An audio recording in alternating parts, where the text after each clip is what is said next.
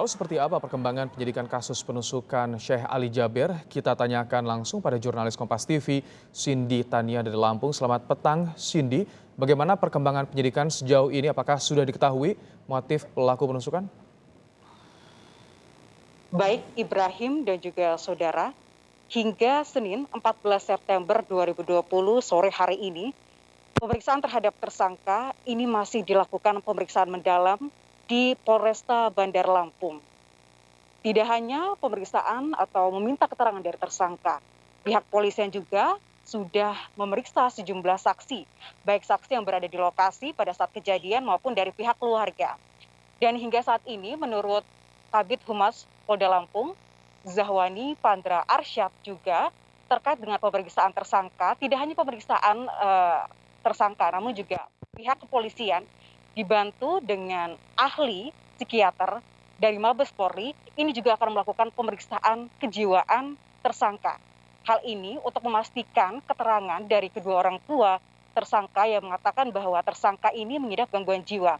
Maka untuk memastikan kondisi kejiwaan tersangka, pihak polisian nantinya dari hasil pemeriksaan atau 1 kali 24 jam, pihak polisian memerlukan waktu 1 kali 24 jam untuk memeriksa tersangka, baru nanti hasilnya akan diserahkan bersama juga tersangka ke Rumah Sakit Jiwa Provinsi Lampung atau tepatnya Rumah Sakit Jiwa Kurungan Nyawa Provinsi Lampung. Dan nantinya dalam pemeriksaan kejiwaan itu pihak rumah sakit memerlukan waktu 14 hari sampai dengan hasilnya keluar. Sambil proses pemeriksaan itu berlangsung, Zahwani Pandra Arsyad juga menegaskan bahwa pihak polisian juga tetap mengumpulkan atau menyiapkan berkas perkara dari tersangka.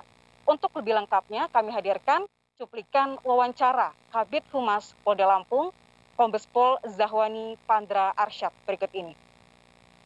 Secara paralel kita siapkan berkas perkara itu agar nantinya tidak menjadi bias dan memang sudah ditetapkan sebagai tersangka, tentunya memerlu waktu sekitar 21 hari untuk kita berkas untuk kita bisa sidangkan ke pengadilan. Sementara karena memang ada 1 kali 24 jam, ya pemeriksaan kami masih melakukan pendalaman, di mana pada saat ini pelaku masih diamankan di Satuan Reserse Kriminal Polresta Bandar Lampung.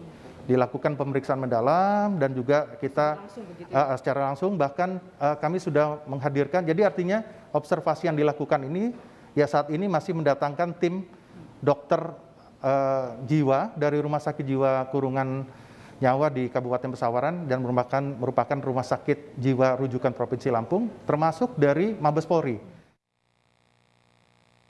Dari hasil pemeriksaan nanti yang akan dilakukan oleh pihak rumah sakit jiwa yang membutuhkan waktu 14 hari, ini pihak Polda Lampung juga tetap bersiap untuk menyiapkan sejumlah berkas perkara.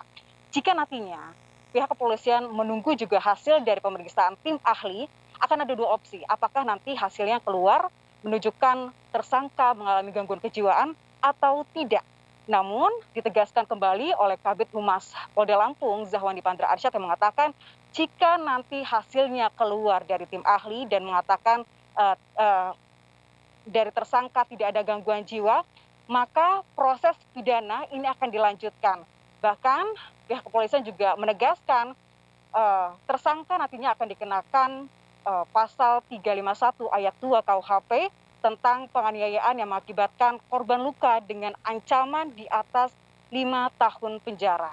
Rahmat Ibrahim.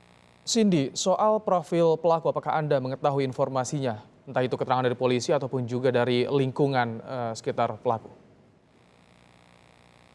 Baik, terkait dengan identitas pelaku, memang hingga saat ini pihak kepolisian juga sudah mengatakan beberapa waktu lalu bahwa sebenarnya tersangka ini merupakan atau tinggal tepat sekali di kawasan Sukajawa, Pasar Tamin, Kelurahan Tanjung Karang Barat, Kota Bandar Lampung.